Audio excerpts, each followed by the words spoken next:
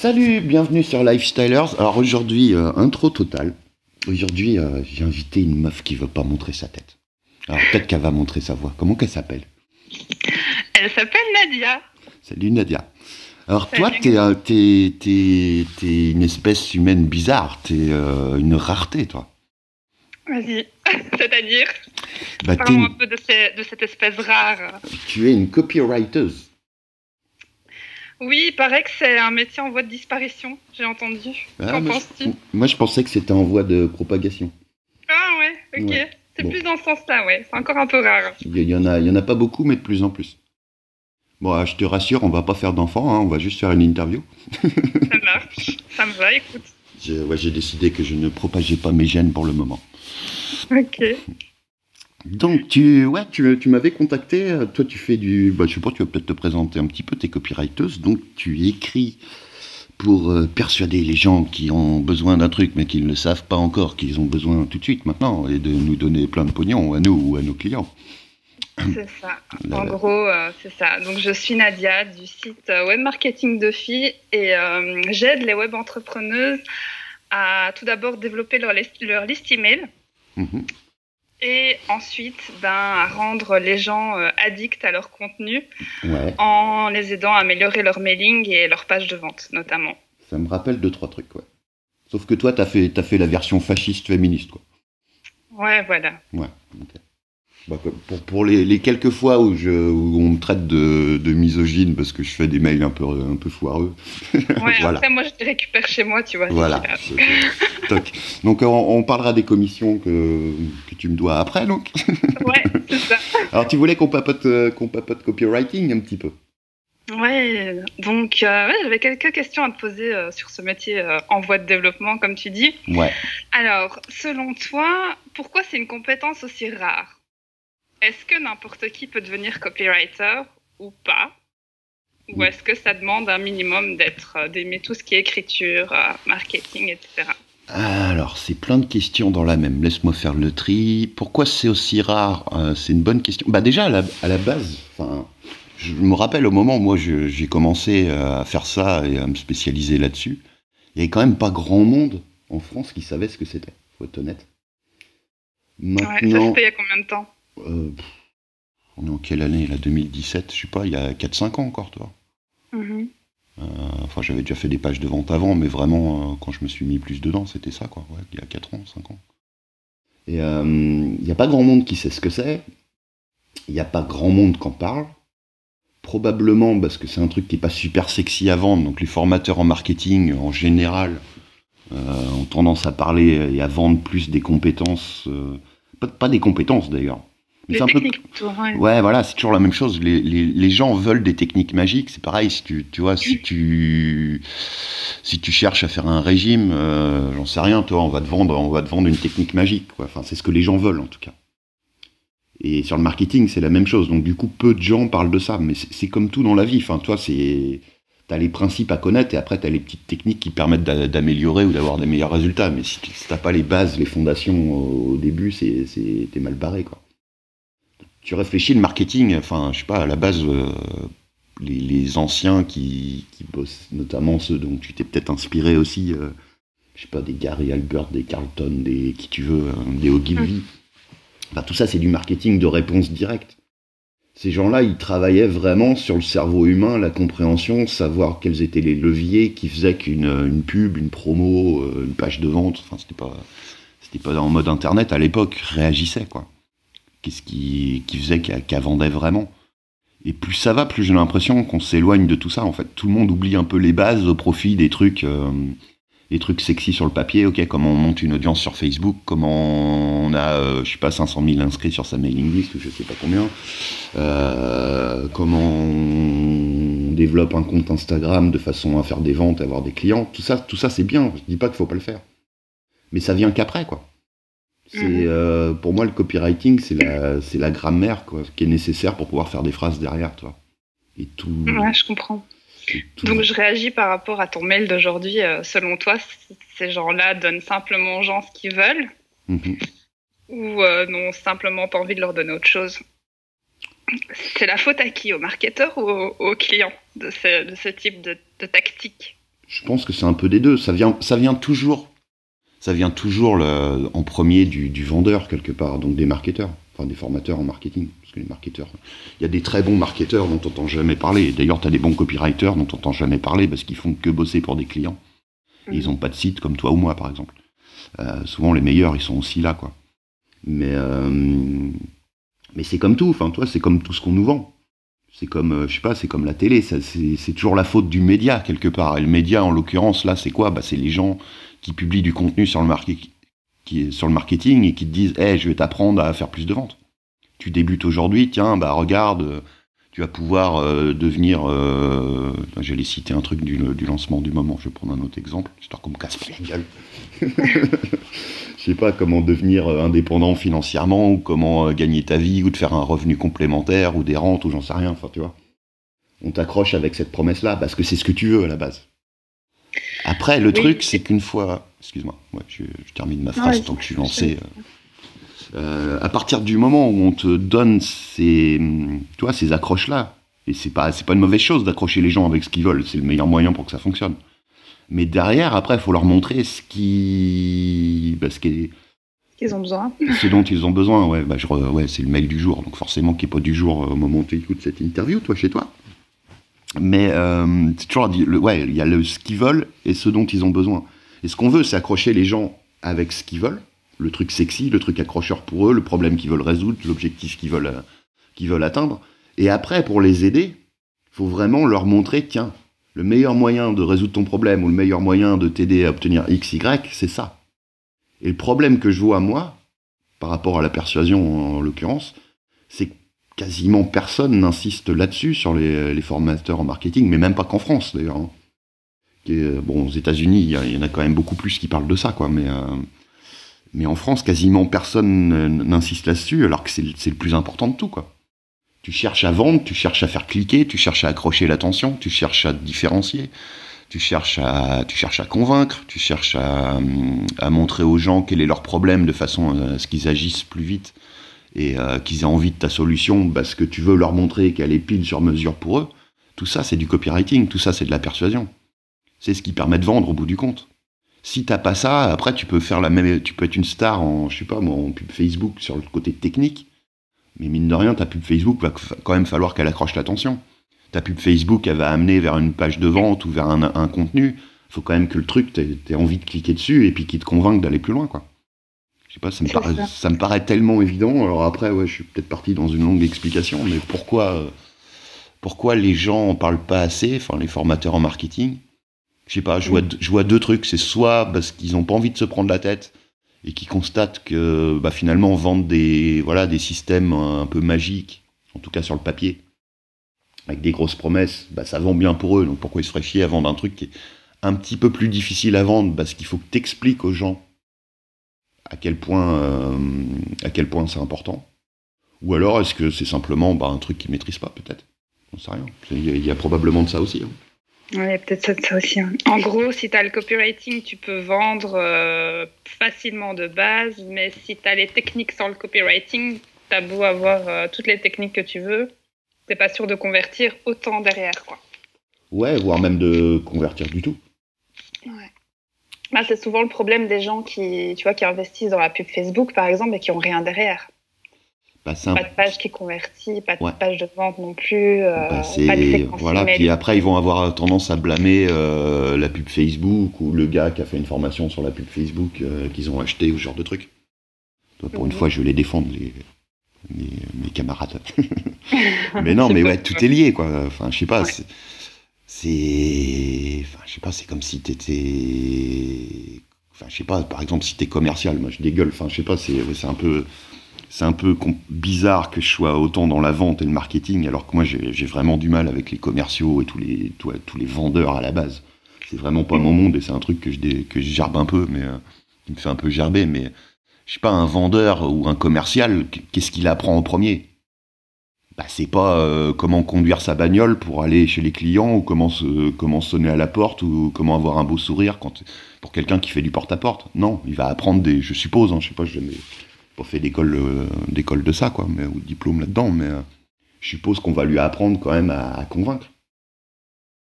Ouais. C'est la base. C'est le cœur de son boulot. Bah, en marketing, c'est exactement la même chose, quoi. Après, voilà, il y a des gens qui ça peut choquer. Ah, oh là là, je fais du marketing, je veux gagner ma vie. Mais, ah oui, faut que je vende. Bah, ouais, excuse-moi, choupi. Oui, et puis il y a la manière aussi, tu vois. Enfin, je veux dire, la façon dont nous, on apporte les choses, c'est que déjà, il y a toute la partie, je pense à tes mails, par exemple, il y a toute la partie contenu.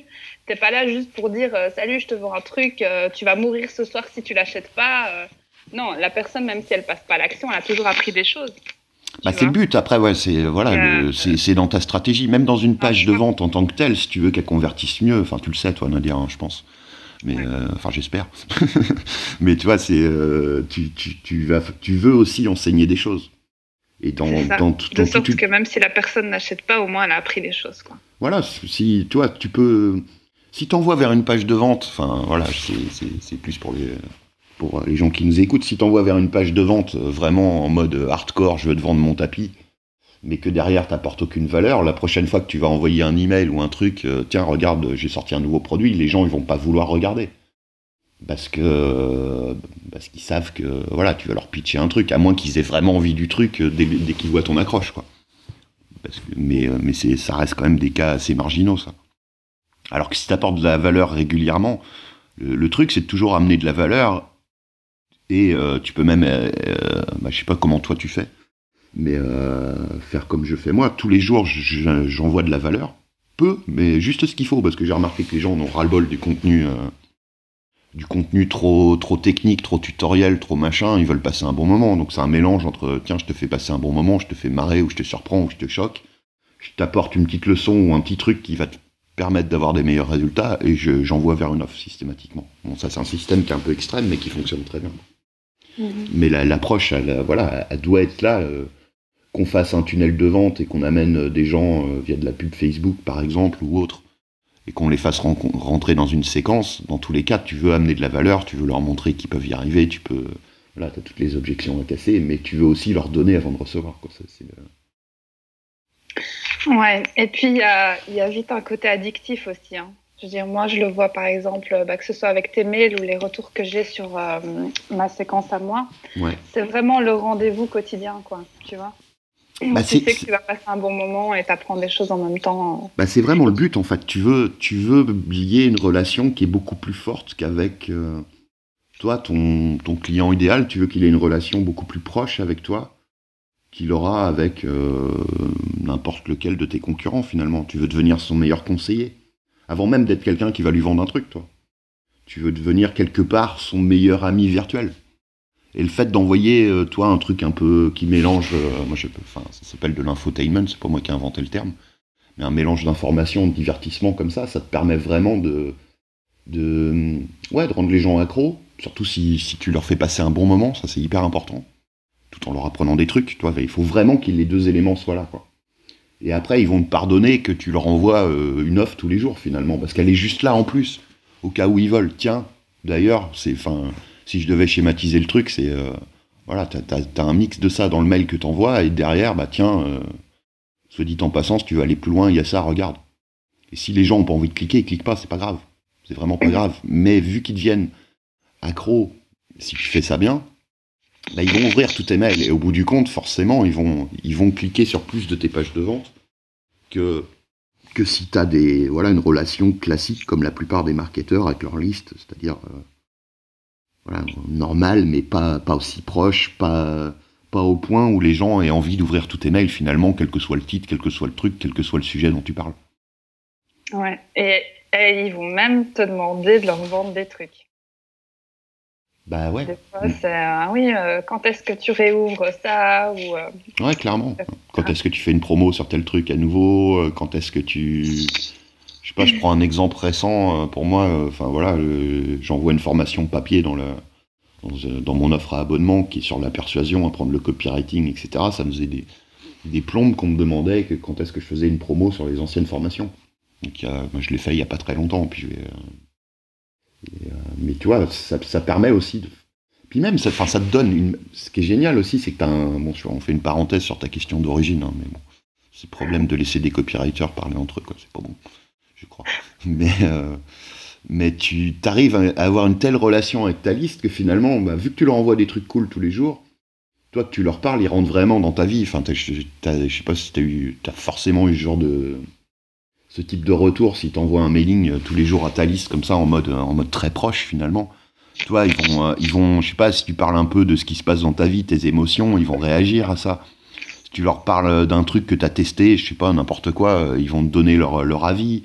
Enfin, t'as des feedbacks tout le temps, quoi, et ça te donne d'autant plus de matière finalement pour leur reparler d'un nouveau truc le lendemain sans que t'aies forcément cherché des idées à te creuser la tête comme un malade, comme tu devrais le faire si tu faisais dans ton contenu un peu dans ton coin, mais sans vraiment avoir d'interaction derrière avec les gens, en fait.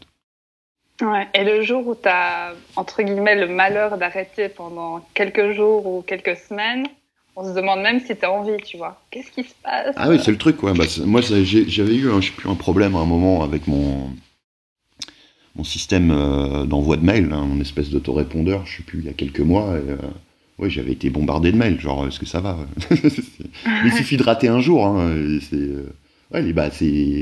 un peu comme, je sais pas, quelqu'un qui est accro à une série, ou je sais pas quoi, et ils sont habitués à voir leur épisode tous les jours à telle heure, quoi. Bah justement, pour rester toujours dans l'email quotidien, oui. La plupart des gens qui démarrent avec ça ont peur de perdre des inscrits, de saouler leur liste, de vendre tous les jours. Est-ce que c'est un problème vraiment de vendre tous les jours quand on fait ce type de mail? Absolument pas.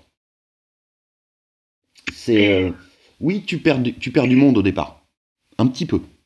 Tu vas avoir des inscriptions. Bon, déjà, l'idéal, c'est de les prévenir.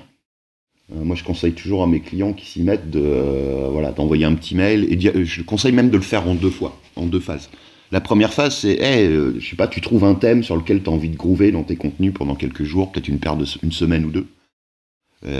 Toi, pour l'instant, tu es au stade où tu n'envoies pas un mail tous les jours, mais t'as pas un rythme d'envoi régulier comme ça, et pas aussi soutenu surtout.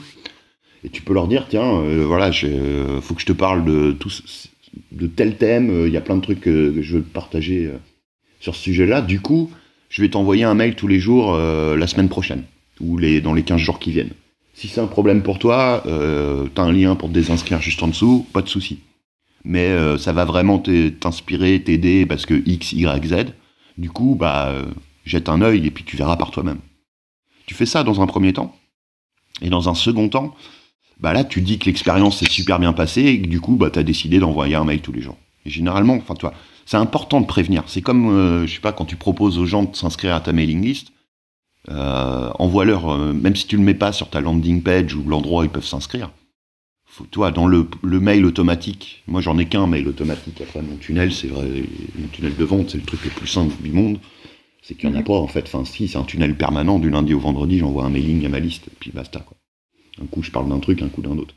Mais le seul mailing automatique que j'ai, c'est, voilà pourquoi mes trucs sont différents, mais sache que je t'envoie un mail chaque jour.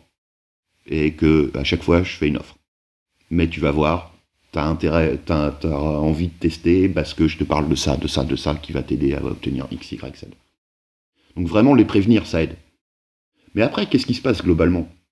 Quand tu commences à envoyer un mail chaque jour comme ça, au début, tu vas avoir quelques désinscriptions parce que t'as des gens qui, quoi qu'il arrive, n'ont pas envie de recevoir un mail par jour.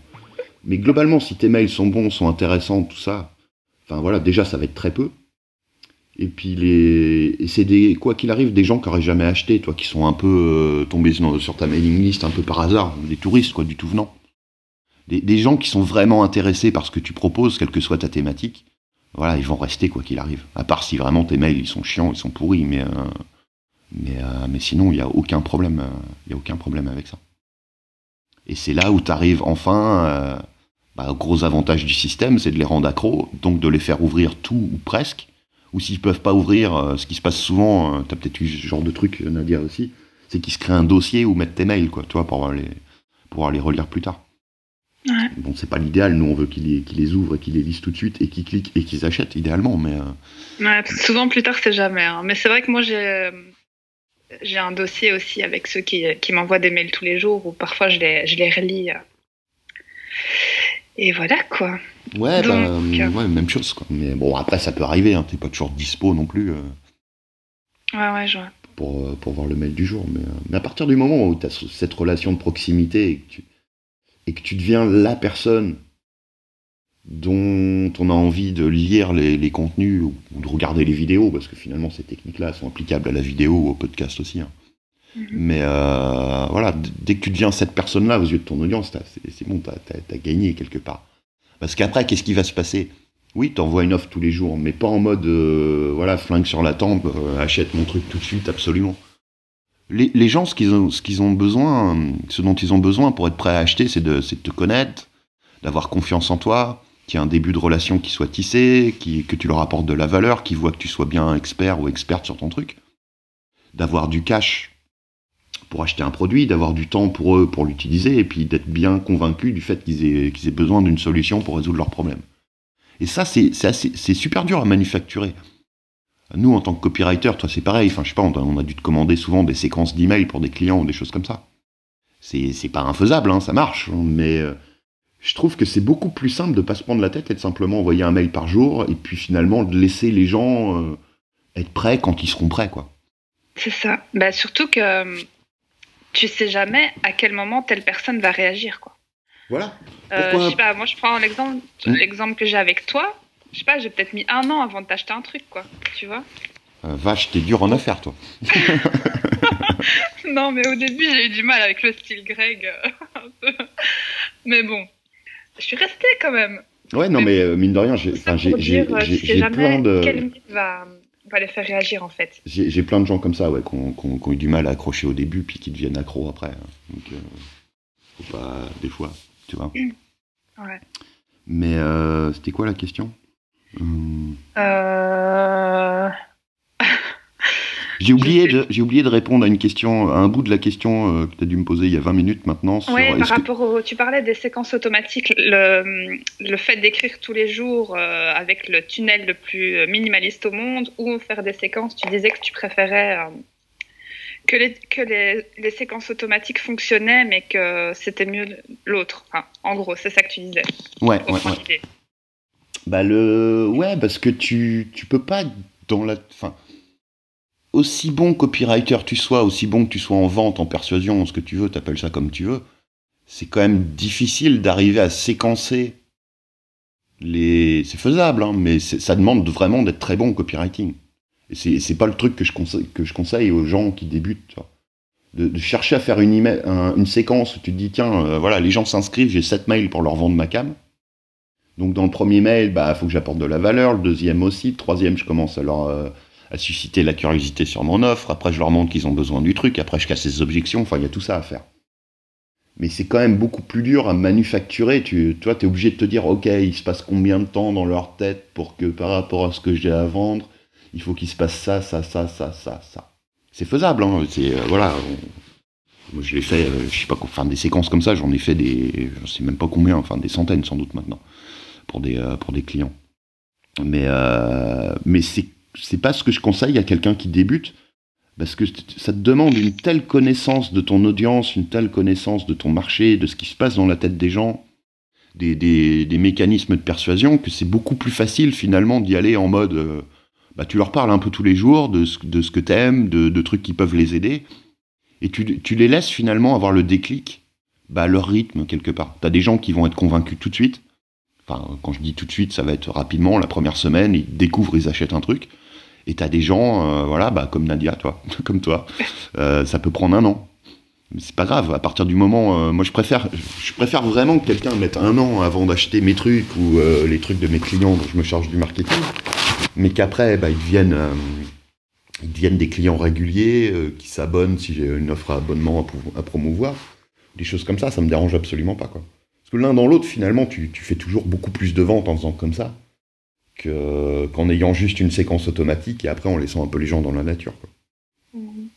Donc, est-ce que tu dirais que pour quelqu'un qui a pas beaucoup d'inscrits, c'est limite pas intéressant de créer une séquence automatique, dans le sens où c'est assez aléatoire, en fait. C'est même pas une question d'inscrits, c'est comme je te disais, je pense que c'est une question de connaissance de son marché, de connaissance des leviers émotionnels qui font que les gens passent à l'achat ou passent à l'action tout court, toi, la plupart des gens qui suivent nos trucs, que ce soit toi ou moi ou d'autres formateurs en marketing, c'est des gens qui en général sont pas des, ils se passionnent pour le marketing, ils s'intéressent pour le truc, mais ils font pas ça depuis des années. Par contre, ce qu'ils ont, c'est une expertise. Et leur expertise, c'est pas le marketing, c'est leur domaine. Et je trouve beaucoup plus simple de se concentrer sur son expertise et d'apporter de la valeur et de les amener toujours vers des nouveaux trucs. Toi, des nouvelles offres, des nouvelles promos, de nouveaux points d'entrée finalement pour devenir un client une première fois chez nous, que d'arriver à mettre tout ça dans une séquence. Ça, je le conseille plus dans un second temps pour ceux qui veulent automatiser au bout d'un moment, toi. Même si t'as pas une mailing list énorme, je pense que tu vas beaucoup plus apprendre et beaucoup plus progresser en marketing si tu envoies du contenu de façon régulière, si tu crées plusieurs produits, si tu testes plusieurs argumentaires de vente, et que tu vois finalement ce que ton audience te prouve, toi, c'est pas ce qu'elle va te dire. Comme un sondage, toi, tu veux pas avoir l'effet sondage où tu vas demander aux gens, tiens, qu'est-ce que tu veux que je fasse comme formation, qu'est-ce que tu aimerais acheter? Parce qu'ils vont te dire un truc, mais c'est complètement différent le jour où tu leur demandes de sortir leur carte bancaire pour acheter le truc, parce que la deadline, la date limite pour acheter, c'est demain soir minuit, par exemple. Après, c'est plus en promo. Tu veux faire la même chose, finalement. Tu veux tester et obtenir de la data. Tu veux tester différentes choses, tu veux te rendre compte, ah ouais, ça marche. Ça marche pas. Ça, c'est un truc qui les convainc. Ça a fait flop. Et puis voilà, globalement, enfin, toi, arriver à trouver les petites pépites, les petits trucs qui font que finalement tu commences à être bon en marketing. Et plus seulement bon dans ton expertise sur ta thématique à toi. Personne ne parle de ça, je crois. Hein. Enfin, je sais pas si tu as déjà entendu ce discours-là, je suis pas sûr. Non, justement, c'est pour ça que c'est super intéressant en fait d'en parler. Mais justement, quel est l'intérêt selon toi de faire appel à un copywriter? Pourquoi les gens devraient ou auraient intérêt à déléguer cette partie-là? La réponse, elle est presque dans ce que je viens de te dire. C'est que ça te fait gagner un temps phénoménal sur la compréhension de ton audience et comment leur parler. Alors ça peut paraître bizarre ce que je dis, parce que si toi, je sais pas, tu as un site sur la thématique du jardinage et que tu fais un appel à un copywriter qui connaît rien sur le jardinage, tu vas te dire, ok, moi au moins je connais ma thématique, je sais ce qui les intéresse. Et là je vais dire très juste. Mais le truc, c'est que le copywriter, il va connaître tous les leviers sur lesquels jouer. Il va savoir comment mettre les choses dans l'ordre. Il va savoir quand est-ce qu'il faut péter une objection qui peut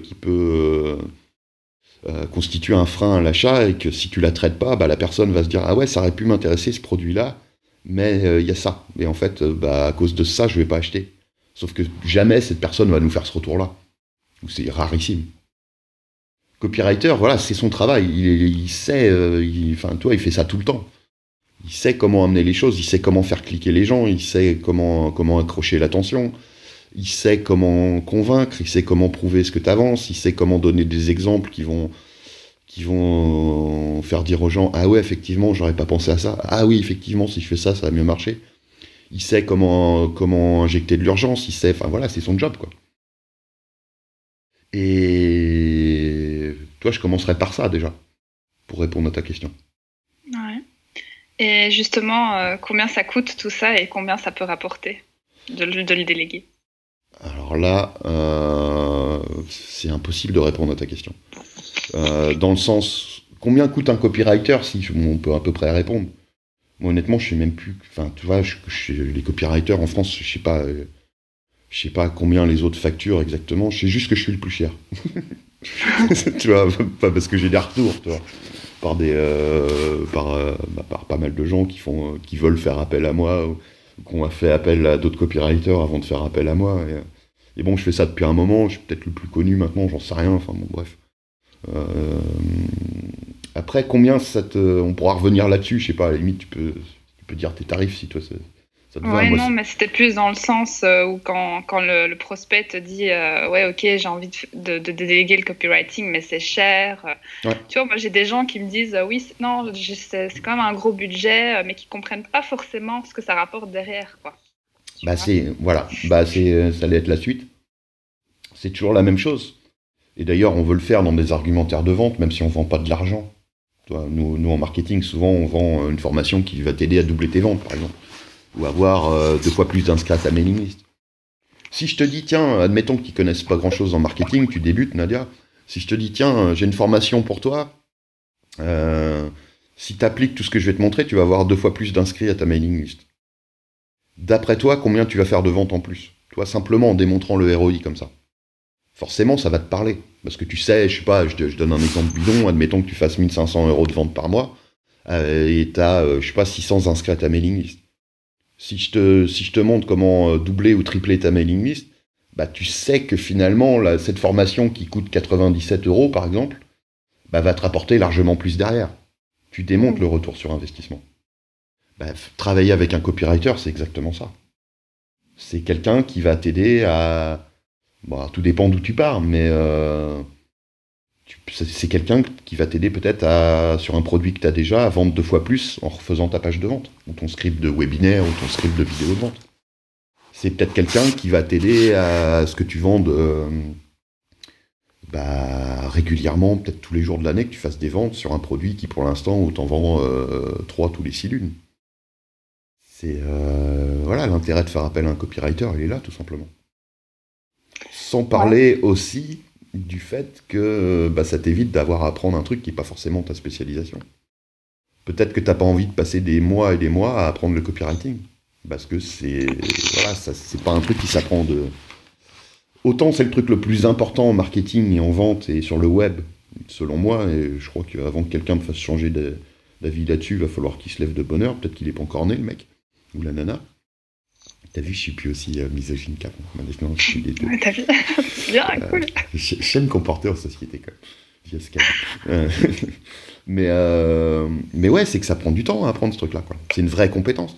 Est-ce que toi, t'as... je sais pas, moi, ça me viendrait jamais à l'esprit de faire un logo moi-même pour mon site, toi. Bon, c'est sûr, sous-traiter un logo, c'est moins cher. Mais en même temps, qu'est-ce que ça m'apporte en comparaison que de faire appel à quelqu'un qui peut me doubler, tripler, quadrupler mes ventes, quoi. C'est ça. Et je crois pas que tout le monde est motivé à recopier des pages de vente entières pendant leur soirée, quoi.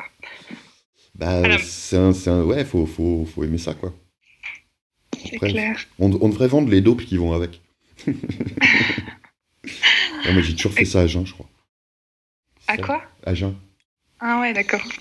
Ouais. Faut aimer, mais après, quand tu vois, c'est vraiment une compétence qui... Enfin, c'est vrai que les gens se rendent pas compte qu'il y a du travail derrière, quoi. C'est pas, tu te réveilles pas copywriter du jour au lendemain, quoi. Bah non, clairement. Bah comme d'ailleurs, tu te réveilles pas formateur en marketing du jour au lendemain. Enfin, si, beaucoup le font. mais en logique... Après 4 heures de lecture. Voilà, enfin, en logique, c'est pas en ayant lu 3 bouquins sur le sujet ou en t'intéressant sur le truc depuis 3 mois que t'es... Tu peux apprendre plein de trucs très vite et obtenir des résultats sur ce que tu vends toi, sur ton site. Mais entre ça et être capable d'aider les autres et de les former ou de les coacher ou de faire le marketing de quelqu'un, c'est pas le même sport, quoi. C'est clair. Je me rappelle de ta question, donc, qui était il y a 21 minutes, mais maintenant qui doit être il y a 32 peut-être. Tu me demandais aussi si on devait être intéressé par l'écriture ou des trucs comme ça, je crois. Pour être copywriter. Ouais, c'est ça. Est-ce que n'importe qui peut devenir copywriter ou est-ce que déjà tu dois bien aimer écrire à la base? Oui et non. Enfin, si, tu dois aimer écrire, c'est sûr. Si tu fais des fautes d'orthographe, tous les 3 mots, oublie, quoi. Enfin, toi, enfin, moi, je suis super transparent là-dessus. C'est comme... c'est comme quand on me pose la question, est-ce que tout le monde est capable de gagner sa vie sur Internet? Clairement, non. Faut pas prendre les gens pour des cons. Ouais. Voilà, faut avoir un minimum de jugeote, faut avoir un minimum de créativité, faut avoir de l'expertise dans son domaine, et il faut avoir un bon quotient émotionnel, je pense. Je parle pas de QI, hein, parce qu'on peut être con comme ses pieds et réussir. La preuve, j'y arrive. mais ouais, faut avoir un sens de l'empathie, faut bien comprendre les gens, quoi. S'intéresser aux gens, je pense, aimer les gens, ça aide. Et pour le copywriting, c'est d'autant plus important, quoi. Parce que, bon, là, on revient toujours à la même chose, toi. T'as la différence entre arriver à avoir des résultats pour soi sur son site ou sur son projet web et avoir des résultats pour les autres, finalement. C'est forcément plus difficile d'aider les autres que juste de s'aider soi-même sur son activité. Après, pourquoi je te dis, j'allais répondre oui et non sur l'écriture. Quelqu'un qui écrit trop bien va avoir du mal, je pense. Parce qu'il faut apprendre Enfin, toi, écrire pour vendre, écrire pour convaincre, c'est pas du tout le même style d'écriture qu'écrire pour... je sais pas, qu'écrire un roman ou un truc comme ça, quoi. Moi, tu me demandes d'écrire un roman demain, je suis incapable. Je sais que moi, j'ai complètement changé ma façon d'écrire au fur et à mesure du temps. Enfin, maintenant, même au point d'avoir une façon de rédiger qui est vraiment spé, toi, super raccourci avec des mots, des phrases de 3 mots, des fois, enfin, super... j'avais fait une formation qui s'appelle rédaction hypnotique à propos de ça, mais pour montrer un peu ça, mais vraiment le fait de... J'ai complètement transformé ma façon d'écrire de façon à ce que t'aies quasiment aucun frein qui bloque le cerveau à lire la suite. Toi. Tu vois jamais un gros pâté de texte, un long paragraphe, une phrase trop compliquée. Je fais en sorte de complètement virer tout ça pour que quelqu'un qui tombe sur un texte, quel qu'il soit, un mailing, une page de vente, peu importe, toi, il soit happé dedans et qu'il n'y ait pas de truc qui lui rende la vie difficile. Quoi. Tu veux vraiment... tu vois, c'est comme en marketing. On dit toujours qu'il faut prendre les gens par la main et vraiment leur dire, tiens, tu dois faire ça, comment ça va se passer une fois que tu te commandes, c'est ça, c'est ceci. Là, c'est la même chose, mais avec finalement la façon dont tu leur parles, quoi, la façon dont tu écris. C'est ça. Et en fait, vraiment écrire tes mails comme si tu écrivais à un ami, quoi. Tu vas jamais écrire tout un pâté. Ouais, aussi, ouais. Beaucoup des phrases très courtes, même au niveau du langage utilisé, etc. Quoi. Ouais, clairement. Tu veux à la fois simplifier ton écriture, vraiment te concentrer sur ce que tu veux atteindre comme objectif. Au début, tu vas accrocher l'attention. Après, tu veux leur montrer que ce dont tu parles, c'est vraiment pour eux, ça va les intéresser. Après, tu veux leur apprendre un truc, tu veux leur prouver que ce que tu avances, c'est pas n'importe quoi. Tu veux leur prouver que ça va les aider à obtenir plus de résultats et résoudre leurs problèmes. Et derrière, tu veux les amener vers un lien où ils peuvent en apprendre plus. Et puis là, c'est une page de vente ou une vidéo de vente où tu fais le même schéma, finalement, plus ou moins, quoi. Jusqu'à ce qu'ils achètent. Après, effectivement, au-delà de ça, t'as pas envie de faire du contenu chiant. C'est ce que je disais quand je parlais d'infotainment, mélanger information et divertissement. Il y a tellement d'endroits où cliquer, t'as tellement de gens qui parlent de ta thématique, mais c'est rare, c'est quand même hyper rare de bosser sur une thématique où t'es le seul ou quasiment le seul, toi. Maintenant, il y a tellement de gens qui se lancent sur le web tous les jours. Si tes contenus sont chiants comme la mort, les gens ils vont aller là où ils peuvent passer un bon moment. Donc ouais, écris, sois toi-même à 4000%, n'hésite pas à dire des conneries, tant pis, s'il y en a qui n'aiment pas, c'est probablement... Honnêtement, des gens qui s'arrêtent à ça, c'est que probablement ils n'auraient jamais acheté des trucs. Ou c'est que tu veux pas les avoir comme clients, de toute façon, à part si tu penses qu'au pognon, quoi. Mais après, ouais, ce que tu disais, écrire comme un ami, ouais, c'est le conseil classique, mais efficace. Ouais, donc ne pas les insulter aussi, ça aide. Parce que des fois, tu as des gens qui disent qu'il faut cliver, mais tu as un juste milieu aussi, quoi. Tu vois. Ouais, moi, je pense que je suis un bon cas d'étude là-dessus. Moi, des fois, je vais super loin. Mais tant que tu le fais en te marrant et que c'est pas méchant, c'est ça. Toi, les gens le comprennent. Et au contraire, ils accrochent, finalement. Toi, après, si tu choques... je sais plus, j'avais fait 2-3 mails qui étaient je m'étais fait insulter vite fait, toi, par quelques nanas qui prennent tout au premier degré, parce que j'avais fait des parallèles entre le monde de la séduction et le marketing, qui sont peut-être les deux thématiques les plus proches qui soient, quoi. C'est super intéressant, je trouve ça passionnant, mais après, tu sors ça à une nana qui a pas envie de trop réfléchir, ou qui est un peu féministe hardcore, bon, elle va t'envoyer chier, mais bon, à la limite, c'est pas grave, quoi. Ouais, puis à côté de ça, t'en as qui sont outrés, mais finalement, ça les fait marrer au bout du compte. Et c'est exactement ça le but. Au-delà de, bien sûr, prouver en faisant ta métaphore ou ta comparaison entre le marketing et le fait, d'aborder une nana dans la rue, tu vois, tu veux quand même, tu fais pas ça non plus par hasard. Tu veux avoir deux choses en faisant ça. Tu veux le côté angle complètement différent de ce qu'on te dit d'habitude. Donc du coup, ça accroche l'attention, ça suscite la curiosité, tu veux savoir ce qu'il y a derrière. Notamment derrière ton titre. Le titre de ton mail, mais à côté de ça, tu veux quand même apporter, expliquer un mécanisme, je sais pas, une façon de convaincre, si on parle de marketing, quelque chose qui se passe au niveau psychologique, de façon à ce que les gens puissent l'utiliser derrière pour augmenter leur vente, quoi. Et après, si tu sors une connerie comme ça, puis que je sais pas, ça plaît pas à quelqu'un, est-ce que c'est grave? Non, c'est ça, quoi. Tant pis. Hein. Je veux dire, si les gens ne savent pas lire entre les lignes, à partir du moment, à un moment donné, il faut faire la part des choses et se dire, enfin, ce que moi j'ai eu au départ, j'ai eu du mal à accrocher à ton style, mais après je me suis dit, le gars, vu ce qu'il m'apporte, il peut se permettre, entre guillemets, d'être un peu borderline quelquefois, tu vois. Les gens qui comprennent vraiment ce que ça a leur apporté font la part des choses, de toute façon. Ouais. Bah, sans prétention aucune, hein, voilà, parce qu'il y a plein de gens qui font des bons trucs sur le web. Mais moi, c'est ma façon d'être, quoi. J'ai envie de m'amuser. Et je sais que j'ai toujours été comme ça, toi, confession. Quand j'étais à l'école, quand j'étais, je sais pas, quand je bossais pour un patron. Alors, imagine-moi bosser pour un patron. Ils se rappellent tous de moi encore, les machins. Mais on se marrait bien, finalement. Mais ma technique, un petit peu, je sais pas, quand on est... voilà, ça peut-être pas parler à tout le monde, parce qu'on n'est pas tous comme moi. Limite, peut-être que c'est pas plus mal. Mais, tu vois, quand t'as besoin de... Je sais pas, quand tu te comportes pas un peu comme il faut, bien dans les clous, je sais pas, que ce soit à l'école ou dans un... Enfin, surtout dans un bureau, par exemple, toi.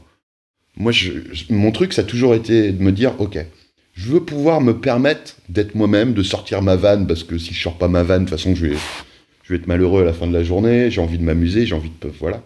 Du coup, je me dis, bah, faut que je sois très bon. Faut que je sois irréprochable sur mon taf. C'est comme ça que j'étais au lycée, toi... au lycée, ou les quelques fois où je bossais dans des bureaux, quand je savais pas trop encore ce que j'allais faire de ma life. Je me disais, ok, mon taf, il est carré, il est parfait, personne ne peut rien me dire. Donc du coup, je peux me permettre de partir un peu en live sur 2-3 trucs. Toi. Mais et finalement, bah, c'est un peu la même chose quand tu fais du contenu. Quoi. Tu peux te permettre beaucoup plus de choses si ton contenu il est suffisamment qualitatif pour que les gens ils te pardonnent quelques excès. Quoi. Alors, enfin, même si je pense que vraiment, c'est pas méchant, c'est plus du second degré. Quoi. Voilà, c'est pas. Si vraiment je voulais déglinguer, je ferais ça différemment. Quoi. Et puis c'est un style qui change et qui marque aussi, tu vois. Ça change des contenus hyper lisses, impersonnels et tout ça, quoi. Mais tu veux faire ça, quoi. Tu veux clairement faire ça. Après, moi je le dis à tout le monde, voilà, lâche-toi, sois toi-même. Enfin, j'en parle souvent dans mes contenus, dans mes mails. C'est peut-être même trop, mais c'est tellement important. J'ai l'impression, je le serine autant. C'est comme la différenciation, la spécialisation ou apprendre la persuasion. Toi. C'est des trucs personne n'en parle assez, je trouve, et c'est tellement important.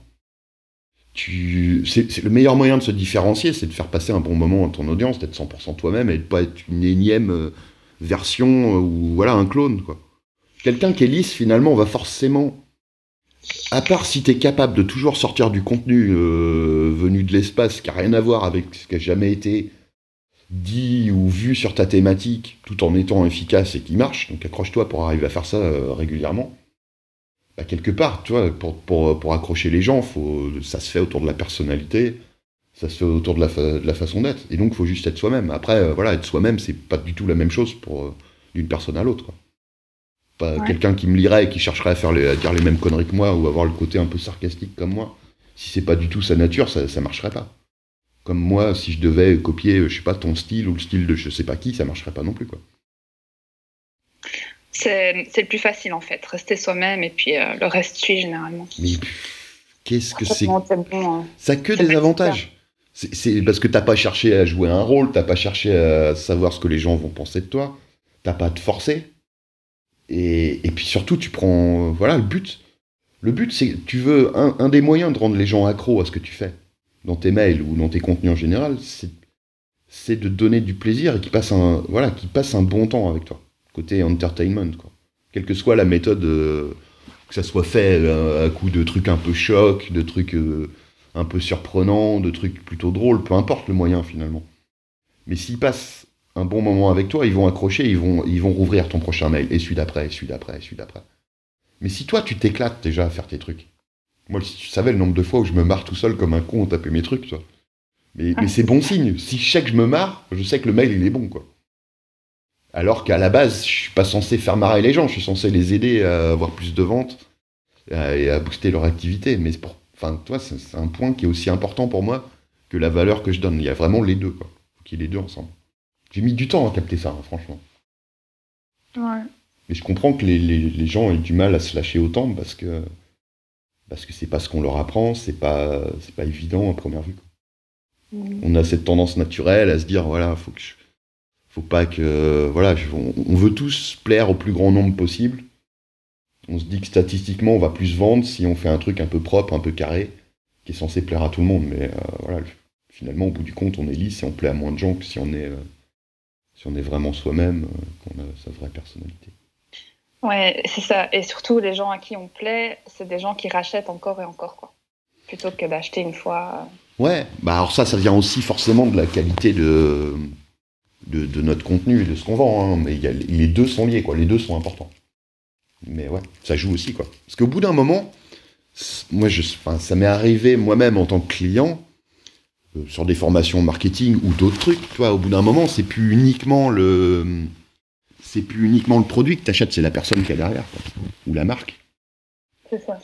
Parce que tu sais que, voilà, si tu t'achètes une formation de machin ou un disque de tel groupe, bon, bah voilà, ça t'a toujours plu, même si c'est différent, forcément, tu vas t'y retrouver, quoi.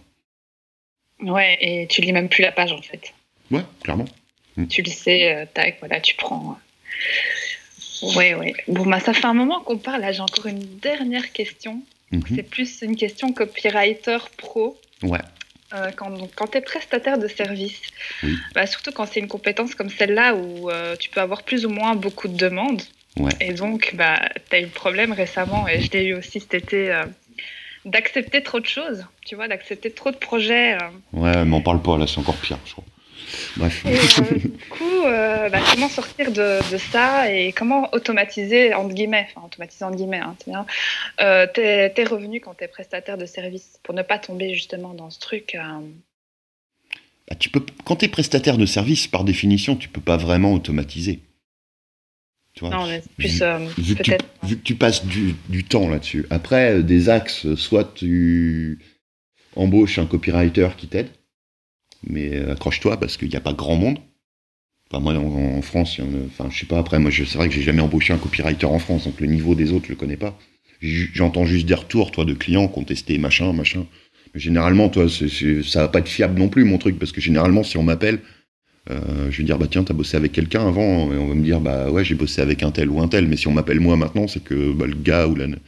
Je vais dire le gars, parce que j'ai pas eu le cas de la nana jusqu'ici, mais c'est que le gars, toi, il a pas dû faire le job comme il fallait, donc...